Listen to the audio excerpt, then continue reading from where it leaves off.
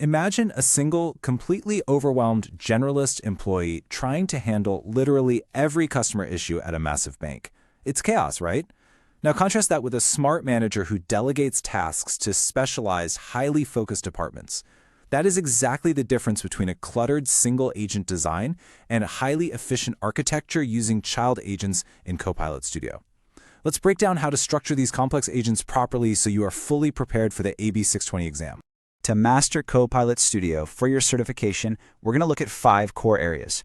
We'll cover what child agents actually are, how to route to them, equipping them with instructions and tools, handling inputs and outputs, and finally, testing and managing these agents. All right, Section 1. What are child agents? We need to define these focused subagents. Conceptually, if your main parent agent is the front desk of a bank, a child agent is a specialized department, like the mortgage team. Technically speaking, a child agent is a lightweight agent that lives entirely inside a parent agent. It has its own mini orchestration layer. The flow is super simple. The user talks to the parent delegates the task, and the child handles the specialized work to produce a result. Now for the AB 620 exam, the absolutely crucial point here is lifecycle management. Because child agents share the exact same environment and solution as the parent, there is no separate application lifecycle management, or ALM. A single team manages the whole thing, but child agents do have separate tool limits. If your parent agent is hitting capacity, offloading to a child gives you a fresh limit. Just remember this rule of thumb. If different teams need entirely separate life cycles, you'd use connected agents instead. Moving right along to Section 2, Routing to Child Agents. We'll compare dynamic versus deterministic routing.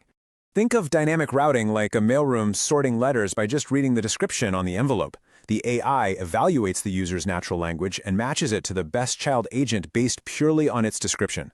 Deterministic routing, on the other hand, is completely different. It's like a VIP phone line triggered by a very specific event. It ignores the natural language and fires exactly when a system rule tells it to.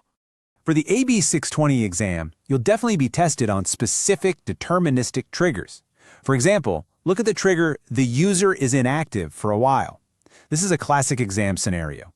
Imagine a customer steps away from a chat for 5 minutes.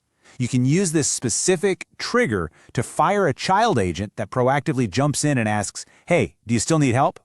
You literally cannot do that with standard natural language routing. Now, if multiple agents are capable of responding, Copilot Studio relies on a strict priority order. Step 1, an activity occurs, always fires first. Step 2 handles specific events like messages received.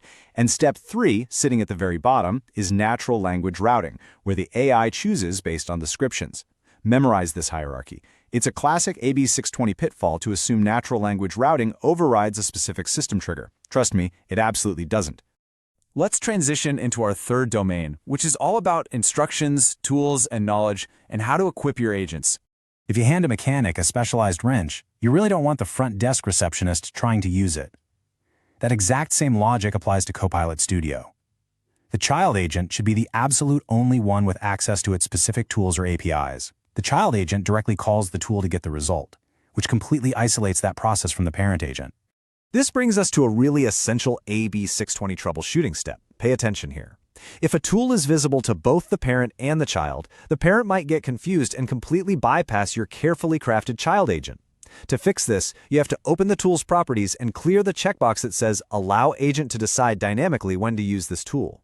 A great default practice?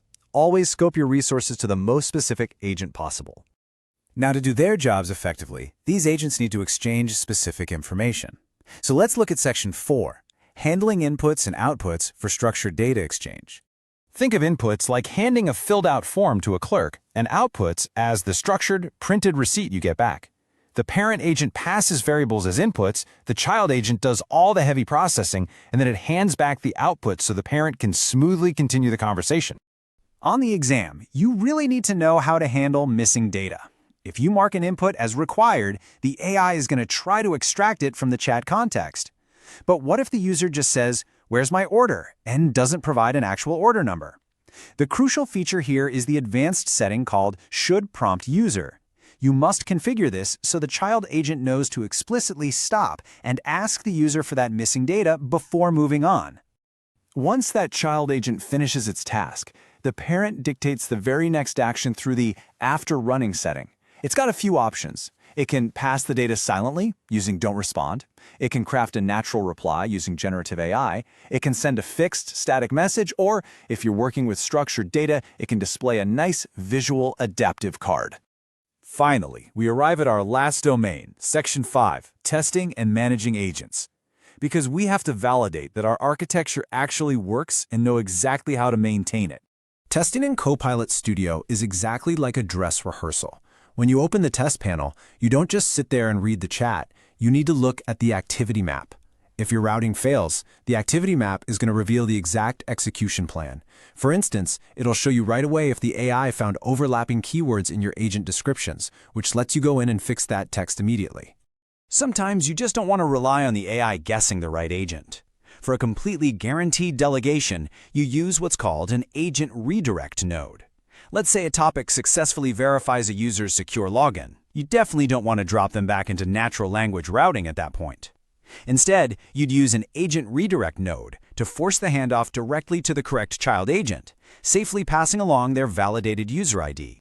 For system administration on the AB620, you must absolutely understand the difference between disabling and deleting. If a backend database goes down for an hour for maintenance, you simply toggle Enabled to Off. The agent goes to sleep, but it keeps all of its settings. You only ever use delete when you are permanently retiring an agent. And here is a huge exam warning. If you delete a child agent, it will instantly break any active redirect nodes pointing to it. So always clean up your redirects before hitting delete. As you prep for your exam, I want you to leave this session with one absolutely critical question. When routing fails, are you diagnosing the instructions, the tool visibility, or the descriptions? Understanding the exact boundaries of each of those doesn't just fix a broken bot. It is exactly what separates a novice from an AB620 certified expert.